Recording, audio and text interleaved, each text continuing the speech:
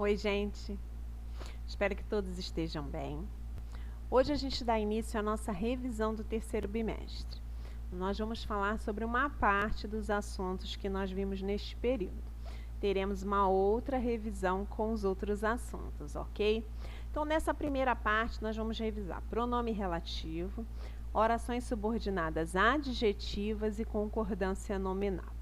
A gente já começa falando das orações subordinadas adjetivas, porque pronome relativo já está incluído aí. Pronome relativo são aqueles pronomes que introduzem as orações subordinadas adjetivas. Então, a gente não precisa rever aos poucos, a gente já vai falando sobre os pronomes relativos. E as adjetivas são aquelas que exercem a função de adjetivo e, como eu falei, olha aí, introduzidas por pronomes relativos. Para reconhecer o pronome relativo que, que a maior parte das orações subordinadas adjetivas, elas são introduzidas pelo pronome relativo que, algumas vezes pelo cujo, mas a maior parte usa-se o que. Sendo que surge a dúvida, quando o que é pronome relativo ou quando o que é conjunção. A conjunção integrante lá daquelas orações subordinadas substantivas ou mesmo conjunção adverbial. Como é que a gente vai saber quando ele é pronome relativo? Quando ele puder ser substituído por outros pronomes relativos, que são o qual, a qual, os quais ou as quais. Refiro-me ao aluno que é estudioso. É a mesma coisa que você dizer, refiro-me ao aluno o qual estuda. Então, se esse que, tiver a possibilidade de ser substituído por um desses outros pronomes relativos, confirma que ele não é uma conjunção e já sinaliza para as orações subordinadas adjetivas, que elas possuem a capacidade ou de ampliar ou de reduzir o sentido do nome a que se referem. E mediante essa ampliação ou redução, a gente classifica em dois tipos, explicativas ou restritivas. Vamos relembrar as explicativas. Acrescentam uma qualidade acessória ao antecedente e são separadas da oração principal por vírgulas. Ou seja, pode ser retirada da frase sem que haja alteração do sentido da mesma. O exame final, que estava muito difícil, deixou todos apreensivos. A gente tem aí a oração principal, o exame final deixou todos apreensivos e temos a oração subordinada adjetiva explicativa, que estava muito difícil. Nesse momento dá para a gente relembrar que a gente conversou sobre o caso que as orações subordinadas adjetivas, elas trazem uma estrutura que pode ser um pouco diferente daquela que a gente estava acostumada com as substantivas e adverbiais, que é esse tipo de oração intercalada, quando a principal vem dividida em duas partes. Em substantivas e adverbiais, a gente não tinha esse formato. E nas adjetivas, muitas vezes a gente tem esse formato. Observem que a principal ela começou lá no início do período, com o exame final, e a outra parte está lá no final. E como eu vou saber? Cheguei a comentar sobre isso. Primeiro passo para a gente no estudo do período, quando a gente está pensando em classificar as orações, é a gente achar os verbos. E quando você achar aí o estava e o deixou, você vai ter que dividir essas orações de forma que cada uma delas fique com um verbo e tenha um sentido. E aí fica mais fácil você dividir e, consequentemente, entender aí esse formato de oração intercalada, que é quando a oração divide, uma oração divide a outra, ok? Então, vimos a explicativa e vamos ver restritivas. Restringem o significado do antecedente e não são separadas da principal por vírgulas. São indispensáveis para a compreensão da frase. As pessoas que são racistas merecem ser punidas. Principal, as pessoas merecem ser punidas. Oração subordinada adjetiva restritiva, que são racistas. Então, a gente percebe aí Acredito que vocês estejam lembrando da questão de que as explicativas, elas têm a marca das vírgulas.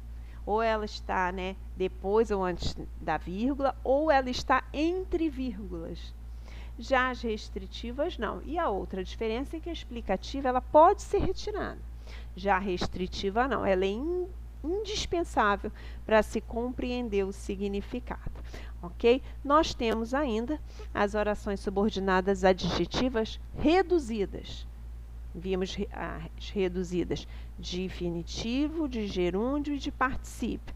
Tem aí alguns exemplos, né? Vi a menina chorar. Se fosse desenvolvida, seria vi a menina que chorava, né? Reduzida, o artista, fumando fervorosamente, ficou calado. Se fosse desenvolvida, seria o artista que fumava nervosamente ficou calado. E ainda temos um exemplo aí de reduzida de particípio. Li 4 livros censurados pelo governo brasileiro. Li 4 livros que foram censurados pelo governo brasileiro, se ela estivesse na forma desenvolvida. No caso das adjetivas, existe a possibilidade de ter reduzida com as 3 formas nominais, ok? Infinitivo, gerúndio e particípio. Assim a gente fechou aí essa parte da revisão das orações subordinadas adjetivas e a gente inicia concordância nominal. Né, rendeu aí 2 videoaulas quando a gente estudou, né, durante o terceiro bimestre, e a gente faz uma revisão agora. É o que faz com que substantivos concordem com pronomes, numerais e adjetivos, entre outros. Vamos ver aí os casos de concordância nominal. Quando tem um adjetivo e um substantivo, eles concordam em gênero e número, né? Que pintura bonita! Nós temos pintura substantivo e bonita adjetivo. Como pintura é uma palavra que está no feminino e no singular, o adjetivo bonita também está no feminino e no singular. Não é pintura bonito. Né? É um caso de concordância que nós, falantes da língua portuguesa, de certa forma, né, já sabemos, mesmo que inconscientemente, né? Mas aí a explicação é, o adjetivo ele concorda com o substantivo. Mas não são todos os casos que são simples assim. Vamos adiante. Quando há mais do que um substantivo, aí o adjetivo ele pode vir antes ou depois do substantivo. E aí? Se tiver antes dos substantivos, ele concorda com o substantivo que está mais próximo. Que bonita pintura e poema! Nós temos pintura e poema, substantivos. E bonita é o adjetivo e ele está antes. A regra diz que o adjetivo, então, concorda com o substantivo que está mais perto. Por isso é bonita, concordando com o feminino e singular de pintura. Agora, se o adjetivo vier depois dos substantivos, existem 2 possibilidades. Ou ele concorda com o substantivo que está mais próximo, ou pode concordar com os 2. Que pintura e poema bonito, nesse caso, bonito, ele concordou com o poema, que é o substantivo que está mais perto dele. Que poema e pintura bonita? Sim, porque aí já é pintura que está mais perto e essa foi a opção. Agora, que pintura e poema bonitos? Nesse caso, a opção já foi feita para fazer a concordância com os 2 substantivos. Eu cheguei a explicar que não bastava o aluno pensar assim, então eu vou sempre pensar que pode concordar com o mais próximo. Porque se está antes, concorda com o mais próximo. Se depois também pode concordar com o mais próximo, vou pensar logo que pode concordar sempre com o mais próximo. Não. Você tem que admitir a possibilidade de concordar com os 2. Porque muitas questões, eu não digo só na nossa prova, mas que você for fazer por aí afora, eu conversei sobre isso com vocês. Pode estar aí a frase completa, que poema e pintura bonitos, e pedir para você justificar se essa concordância está certa, ou dizendo para você que está certa e para você justificar. E aí você vai ter em mente o seguinte, como o adjetivo está depois dos substantivos, concorda com o mais próximo, e você vai dizer assim, está errado.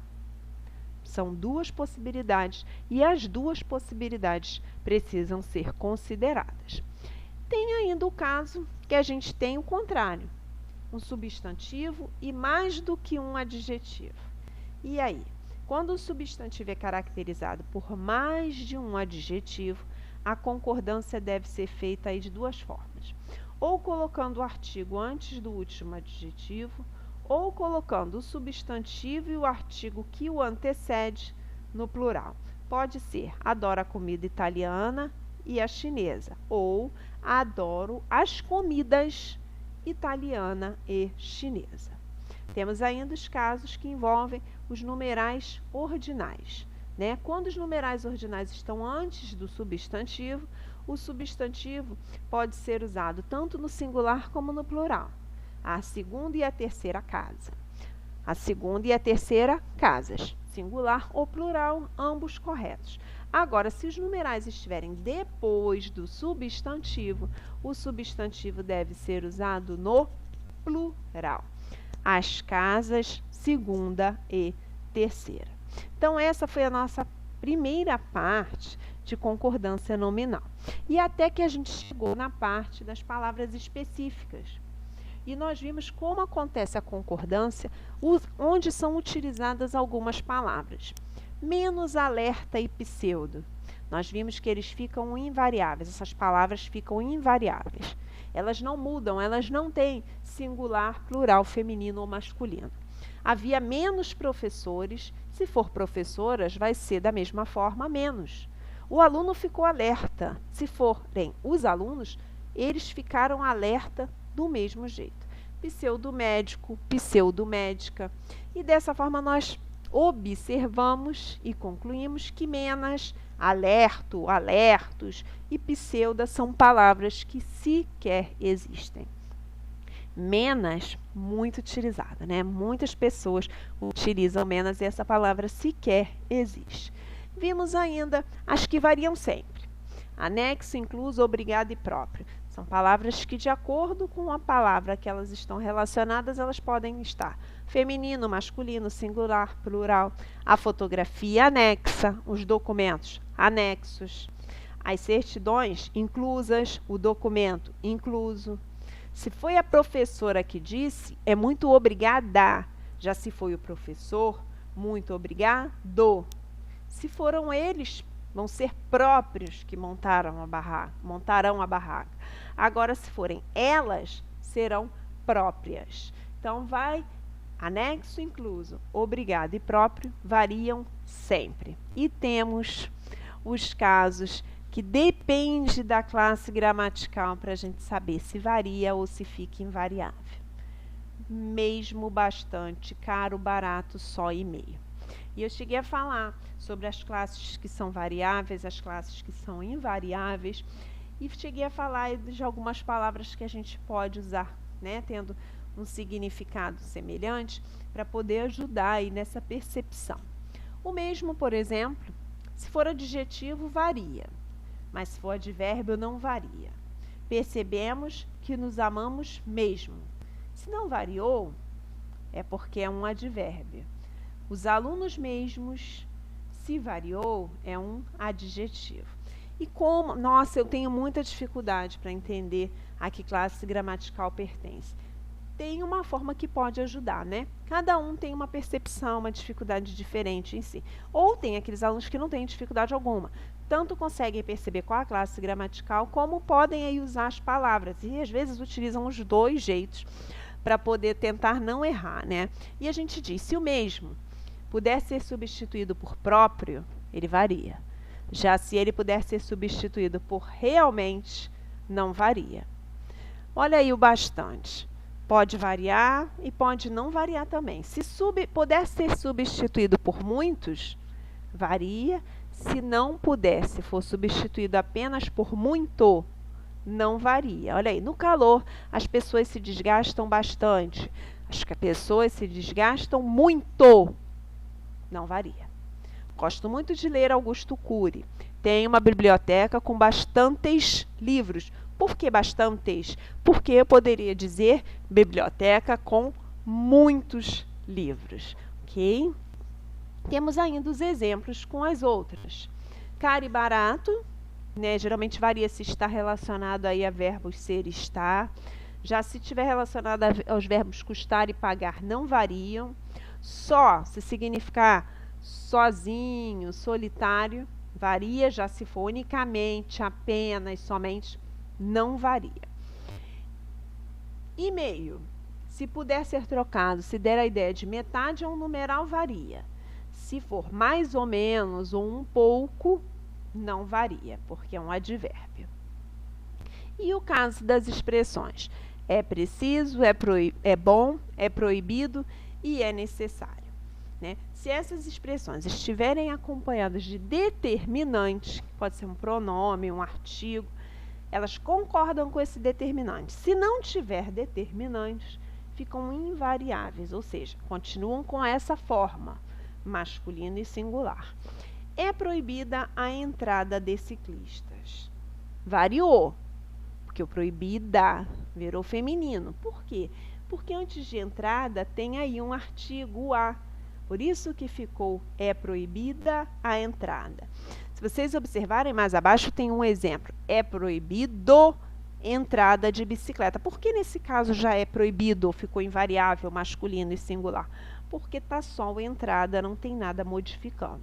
Então, se tiver um determinante, pode variar acompanhando esse determinante. Se não tiver, fica invariável. E assim a gente conclui essa primeira parte de revisão do terceiro bimestre. Fiquem bem, continuem se cuidando, que em breve daremos continuidade. Tchau, tchau, pessoal!